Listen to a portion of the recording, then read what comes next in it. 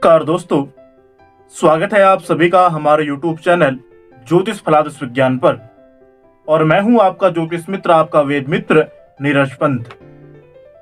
हम सभी जानते हैं कि आजकल श्रावण मास चल रहा है और श्रावण मास में भगवान शंकर की आराधना का विशेष फल हमारे शास्त्रकारों के द्वारा, हमारे मनीषियों के द्वारा, प्रबुद्ध जनों के द्वारा, पंडित जनों के द्वारा पूर्व से ही बताया गया है।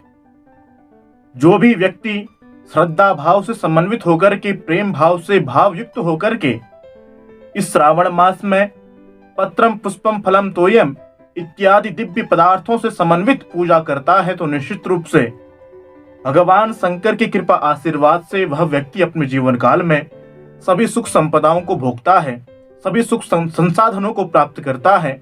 इसमें कोई संशय नहीं है।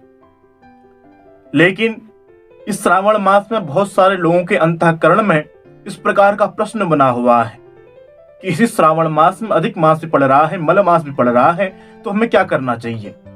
पूर्व के जो व्रत हैं, सोमवार आ रहा है जो पूर्व में 4 तारीख का और 10 तारीख का, इन दोनों सोमवारों के व्रत का पालन तो आप सभी को अवश्य रूप से करना ही चाहिए। इस बार का जो श्रावण मास है, इस श्रावण मास को 2 पक्षों में हमारे शास्त्रकारों के द्वारा, हमारे ज्योतिषियों के द्वारा, मनीषियों के द्वारा विभाजित किया गया है। क्योंकि अधिक मास में, मल मास में यदि हम कोई भी व्रत उपासनादि कर्म करते हैं तो उन व्रत उपासनाओं का पूर्ण फल हम सभी को प्राप्त नहीं हो पाता है। या तो आपका भाव पुष्ट है, आप प्रेम भाव से भाव युक्त होकर के इस श्रावण मास के 8 सोमवारों का व्रत उपासनादि कर्म कर रहे हैं और संपूर्ण श्रावण मास में भगवान शंकर का पूजन कर रहे हैं भाव युक्त होकर के, प्रेम भाव से। यदि आपका भाव पुष्ट नहीं है तो आपने इस श्रावण मास को 2 भागों में विभाजित करके पूर्व के 2 सोमवार और अंतिम के 2 सोमवारों के व्रत का पालन करना चाहिए और इन्हीं सोमवारों में भगवान शंकर की उपासना करनी चाहिए। लेकिन बहुत बार हम देखते हैं इस श्रावण मास में जो अधिक मास पड़ रहा है, मल मास पड़ रहा है, इस विषय में बहुत सारे लोगों को विभ्रमित करने का, भ्रम में डालने का कार्य भी बहुत सारे लोगों के द्वारा किया जा रहा है। भगवान शंकर की महिमा, इसके विषय में हमारे शास्त्रकार कहते हैं कि मूर्ति मृदा बिल्व दलेन पूजा। यदि आपके पास कोई विशेष सामग्री नहीं है, विशिष्ट तत्व नहीं है, विशेष पदार्थ नहीं है, जिन पदार्थों से ही आप भगवान शंकर का पूजन करना चाहते हैं, या कोई मूर्ति की व्यवस्था आपके पास में नहीं है, तो मूर्ति मृदा, आप मिट्टी के द्वारा मूर्ति का निर्माण करके, जिसे हम पार्थिव शिवलिंग कहते हैं, श्रावण मास में और कलिकाल में उस पार्थिव शिवलिंग के पूजन का बहुत ही महत्व हमारे शास्त्रकारों के द्वारा बताया गया है। कृतयुगे रत्नमयम लिंगम, यहाँ पर कृतयुग का तात्पर्य है सतयुग से। सतयुग में रत्नमयम लिंगम, रत्नों से सुशोभित शिवलिंग की पूजा होती थी, वही पूजा फलदायी भी होती थी। उसके पश्चात कहा कि त्रेतायाम हेम संभवम, हेम का तात्पर्य है स्वर्ण शिवलिंग से। स्वर्ण धातु से बना शिवलिंग अगर त्रेता युग में पूजा जाता था, त्रेता युग में स्वर्ण रूपी शिवलिंग की पूजा होती थी, तो निश्चित रूप से वह शिवलिंग, उस शिवलिंग में किया गया अभिषेक फलदायी होता था। द्वापरे पारदम श्रेष्ठम, जो पारद का शिवलिंग आता है, प्राय आप सभी लोगों ने पारद का शिवलिंग देखा होगा। पारद के शिवलिंग की महिमा, उसके पूजन की महिमा हमारे शास्त्रकारों ने द्वापर युग में कही है और कलिकाल के विषय में कहते हैं पार्थिवम तु कलो युगे। मूर्ति मृदा, मिट्टी के द्वारा बनाएगी उस शिवलिंग की मूर्ति पार्थिव, जिसे हम पार्थिव शिवलिंग कहते हैं, उसकी पूजा का महत्व इस कलिकाल में हमारे शास्त्रकारों के द्वारा बताया गया है।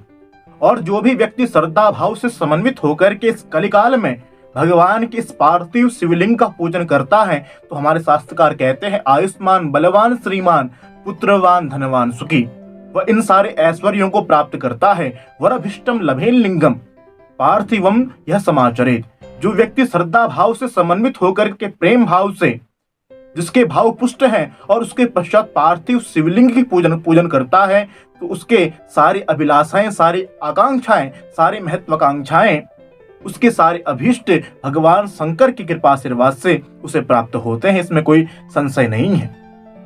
लेकिन हम देखते हैं कि प्रायः बहुत सारे पंडित जन, बहुत सारे प्रबुद्ध जन ऐसे हैं जो मनगढ़ंत काल्पनिक शिवलिंग का निर्माण कर देते हैं पार्थिव शिवलिंग के रूप में। पार्थिव शिवलिंग के प्रमाण के विषय में हमारे शास्त्रकारों ने स्तंभाकृति का प्रमाण दिया है। पार्थिव शिवलिंग की स्तंभाकृति होनी चाहिए। स्तंभाकृति के इतर उसकी कोई आकृति हमारे शास्त्रकारों के द्वारा नहीं बताई गई है। अथर्ववेद में इस पार्थिव शिवलिंग की स्तंभाकृति का प्रमाण आता है। अस्मिन स्तंभे अग्रे सर्वे देवाः समाहिताः, इस प्रकार का मंत्र अथर्ववेद में मिलता है, जहां पर पार्थिव शिवलिंग को स्तंभाकृति का प्रमाण बताया है।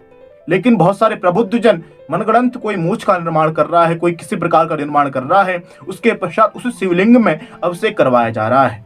तो हमारे शास्त्रकार कहते हैं, ये शास्त्र विधि मुत्सृज्य वर्तन्ते कामकारतः, जो व्यक्ति मनमाने ढंग से आचरण करता है और मनमाने ढंग से कपोल कल्पनाएं करके किसी देवता की मूर्ति का निर्माण करवाता है और जजमान से उस पर उसकी पूजा करवाता है। यहाँ पर हम देखते हैं कि पार्थिव शिवलिंग का जब ऐसा निर्माण होता है तो जजमान भी बड़े प्रसन्न होते हैं। जजमान को प्रसन्न करने की अपेक्षा भगवान को प्रसन्न करने की चेष्टा पंडित जनों के द्वारा, प्रबुद्ध जनों के द्वारा की जानी चाहिए। जजमान की अपेक्षा यदि भगवान प्रसन्न होंगे तो निश्चित रूप से जजमान की जितनी भी अभिलाषाएं हैं, महत्वाकांक्षाएं हैं, आकांक्षाएं हैं, वह पूरी होंगी। इसलिए जजमान को प्रसन्न करने की अपेक्षा शास्त्रों के द्वारा जो विधि निषेध के सिद्धांत दिए गए हैं, उन विधि निषेध के सिद्धांतों का अनुपालन करके पार्थिव शिवलिंग के स्तंभाकृति का प्रमाण आकृति का निर्माण करना चाहिए, यही प्रमाणिक है। उसके पश्चात जो चल प्रतिमाएं होती हैं, चल प्रतिमाओं को एक अंगुल से अत्यधिक बड़ा भी नहीं होना चाहिए और एक अंगुल से छोटा भी नहीं होना चाहिए। चल प्रतिमा के रूप में हम पार्थिव शिवलिंग को देखते हैं। और जलहरी के विषय में हमारे शास्त्रकार कहते हैं, जलहरी वर्तुलाकार होनी चाहिए, त्रिभुजाकार होनी चाहिए, क्योंकि जो जलहरी है वह माँ भगवती पराम्बा आदिशक्ति पार्वती की प्रतीक है। हमारे शास्त्रकार कहते हैं, इसका तो सीधा सा यह भाव निकलता है कि माँ भगवती पराम्बा आदिशक्ति पार्वती ने अपने अंक में भगवान शंकर को विराजमान किया हुआ है। इस भाव के साथ भगवान की पूजा करनी चाहिए। मूर्ति मृदा बिल्व दलेन पूजा अयत्न साध्यम वदनाब्जवादम। यदि आपके पास ढोल नगाड़ों की व्यवस्था नहीं है भगवान शंकर को सुनाने के लिए, विशेष संगीत की व्यवस्था नहीं है भगवान शंकर के समक्ष संगीत गान करने के लिए, तो वदनाब्जवाद्यम, अपने मुखार बिंदु से ही एक विशेष प्रकार की ध्वनि से आप भगवान शंकर के समक्ष संगीत के रागनियों का गान कर सकते हैं। इससे भगवान प्रसन्न हो जाते हैं। और अयत्न साध्यम, जो अयत्न है उनको भी भगवान शंकर अपनी कृपा करुणा से अपने जजमान को प्रदान करने वाले हैं। हलंच यज्ञन मनसाभिलासो, इस प्रकार भगवान शंकर की जो पूजा करता है, मूर्ति मृदा बिल्व दलेन, बिल्व दल के साथ समन्वित होकर के उसकी सारी अभिलाषाएं पूर्ण होती हैं। स्वरूप विश्वेश्वर देव एव। इसलिए हम सभी का परम सौभाग्य है कि श्रावण मास में हम सभी को भगवान शंकर की पूजा करने का विशेष सौभाग्य प्राप्त हो रहा है। इसलिए हम सभी को श्रावण मास का विशेष लाभ लेना चाहिए। आज की वीडियो में मैंने आप सभी के समक्ष पार्थिव शिवलिंग के विषय में सामान्य परिचर्चा की है।